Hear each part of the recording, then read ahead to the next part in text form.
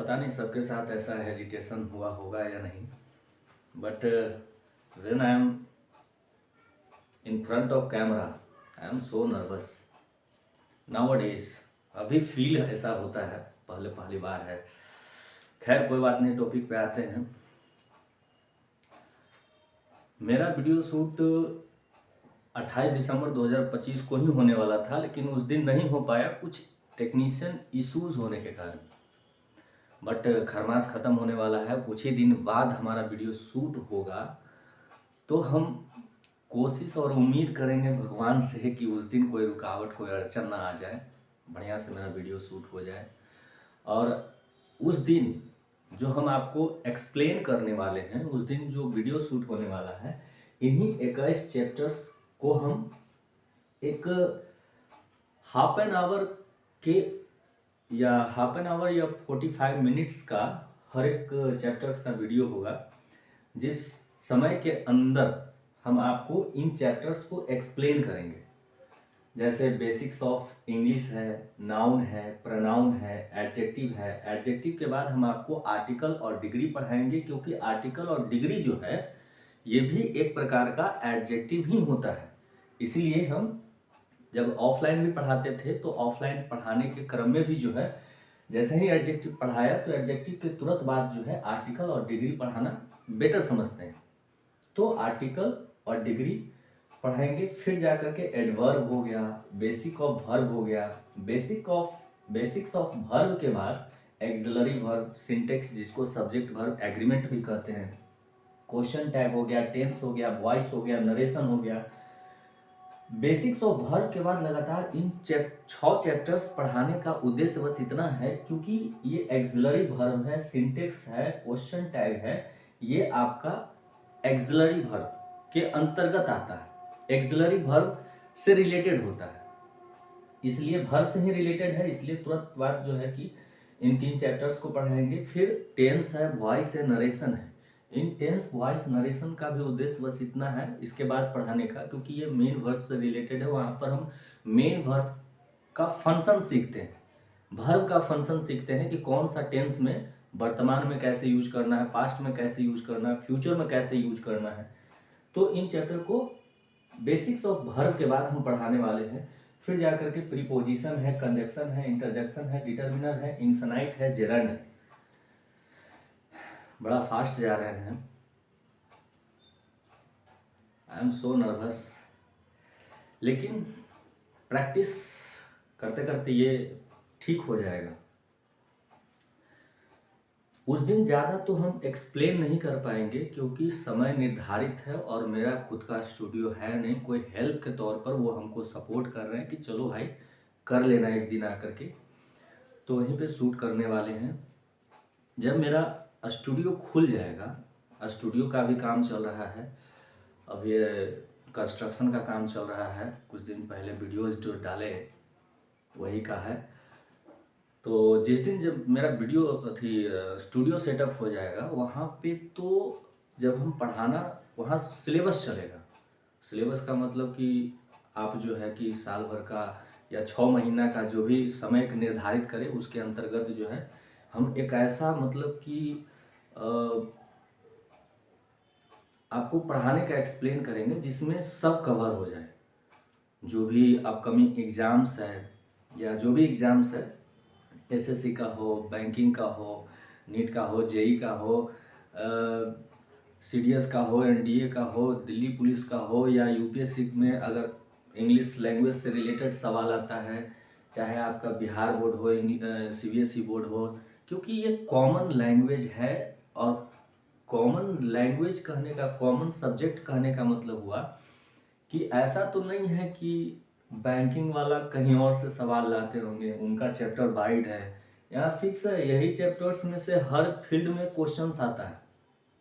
अगर इनको समझ गए तो इंग्लिश में कोई भी क्षेत्र में, नीट का एग्जाम हो, जेई का हो, या एसएससी हो, सीजीएल हो, सीपीओ हो, सीएचएसएल हो, एमटीएस हो, कोई भी एग्जाम हो, इसी से रिलेटेड और इसी के अंतर्गत आपका क्वेश्चन बनता है। क्वेश्चन का लेवल थोड़ा अलग अलग हो जाता है, सीजीएल में कुछ और पूछ दिया, एमटीएस में कुछ और पूछ दिया, सीएचएसएल में कुछ और पूछ दिया, नीट का कुछ अलग लेवल होता है।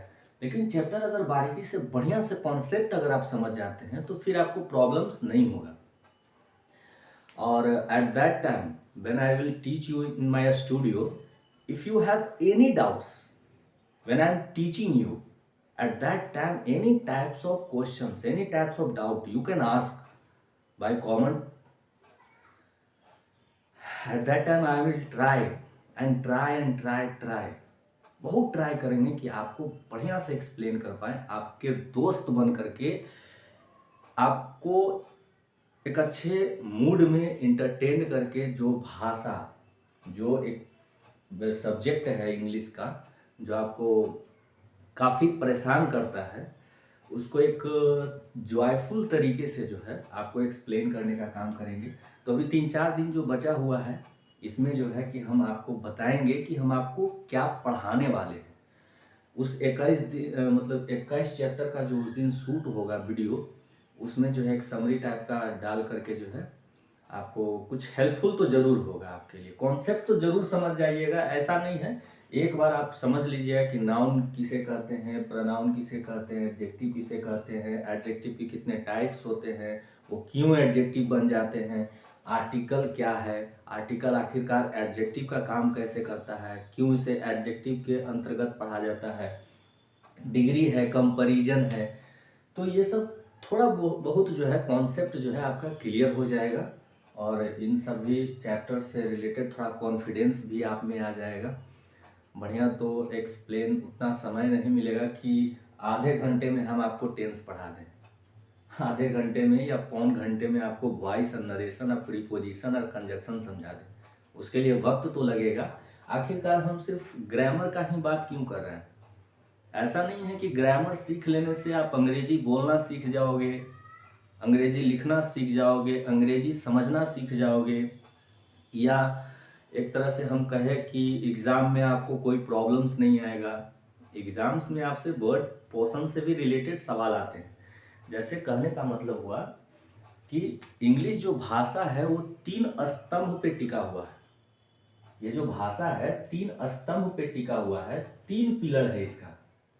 सबसे पहले मानते हैं हम ग्रामर, क्योंकि हम ग्रामर पढ़ाने वाले हैं, ग्रामर बाबा हैं, इसलिए पहले बात ग्रामर का करते हैं। उसके बाद वर्ड्स, वोकैब, जितना पलड़ा ग्रामर का है उतना ही वजनदार आपका वोकैब्स का भी है। वोकैब्स जानिएगा, वर्ड्स का, शब्द का नॉलेज होगा तभी तो आप सेंटेंस बना पाइएगा। इसीलिए वर्ड्स पे भी उतना ही फोकस करना है जितना ग्रामर पर करना है। दोनों को एकदम बैलेंस करके रखना है। और तीसरा पिलर में आता है कॉम्प्रिहेंशन, रीडिंग स्किल जिसको बोलते हैं। रीडिंग स्किल में आपको जो है कि कुछ भी आप पढ़ते हैं,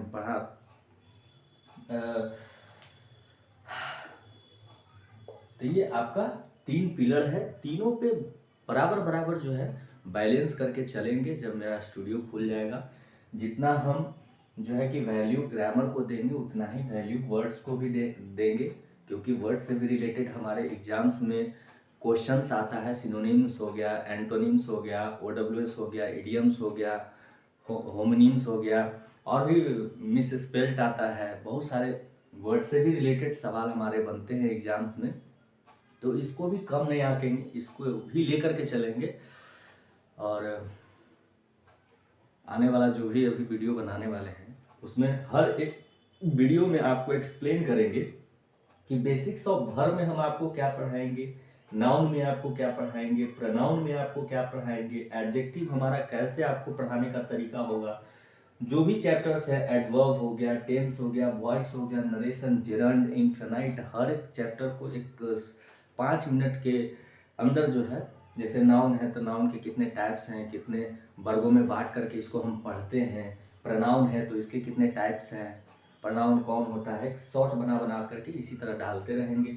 फिर डिग्री है, टेंस है, वॉइस है, नरेशन है ना। तो ये सब चैप्टर से रिलेटेड हम आपको अब एक्सप्लेन करना शुरू किए हैं, तो रुकेंगे नहीं, अब ऐसा वीडियो बनते रहेगा।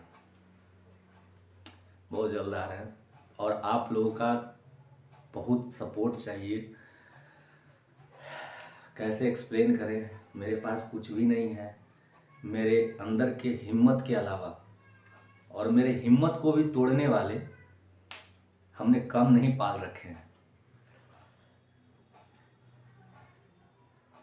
हौसला देने से ज़्यादा पैर खींचना लोगों को बहुत अच्छा लगता है। अगर अच्छा लगे, अपना भाई ही समझ करके, अपना ही समझ करके हमारे वीडियोस को भर भर के प्यार दीजिए, सपोर्ट कीजिए थोड़ा सा। बाकी तो आने वाले समय में हम अच्छा ही करेंगे इस समाज के लिए। कुछ बुराइयां नहीं फैलानी है हमें, आना ही कुछ गलत मैसेज हमको किसी को देना है। हम आएंगे, हम एक शिक्षक हैं और एक शिक्षक के दायरे में रह करके ही आपको हर एक चीज़ को समझाने का काम करेंगे। बहुत फॉर्मल हो रहा है। धीरे धीरे फ्रैंक होंगे, आपसे जुड़ने का कोशिश करेंगे, आपको बढ़िया से एक्सप्लेन करने का कोशिश करेंगे, एक नॉटी वे में, एक जॉयफुल वे में, ताकि आप हमसे जुड़ पाएँ।